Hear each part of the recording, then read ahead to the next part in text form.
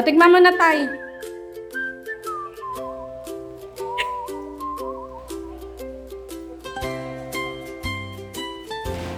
Dapat may mangga pag tinikman. Anong lasa? Sarap. Eh! Oma, ikaw naman.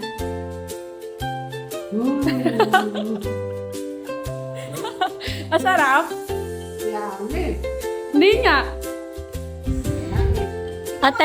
Yes, ako nga.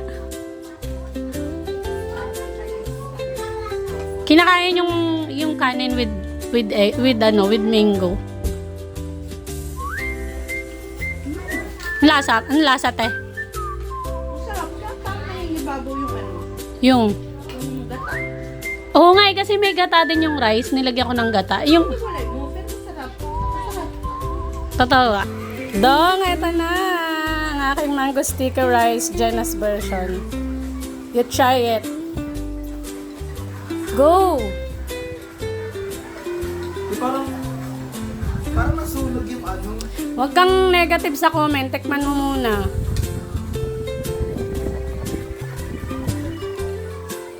Natikman mo ba yung dalawang mango sticky rice dati sa Thailand? Ano? Nakuha ko? Hindi masyado matamis yung ano. Yung iba kasi tamis ng mangga sa Thailand eh. Pero masarap.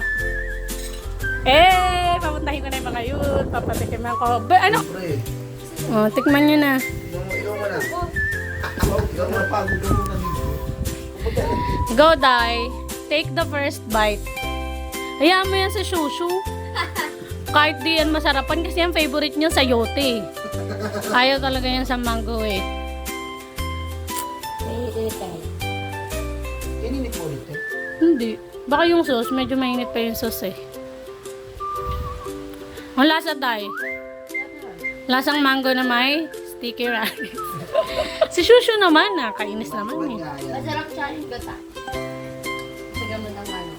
Yung sauce ng Wala ba? Mango sticky rice. rice nga. Ano ba naman? Ayoko na. Yung Ryan pa yung nag-ano. Managay. Okay. Mm. Nainggit pa. Dahil, di ba may ligaw sa gata?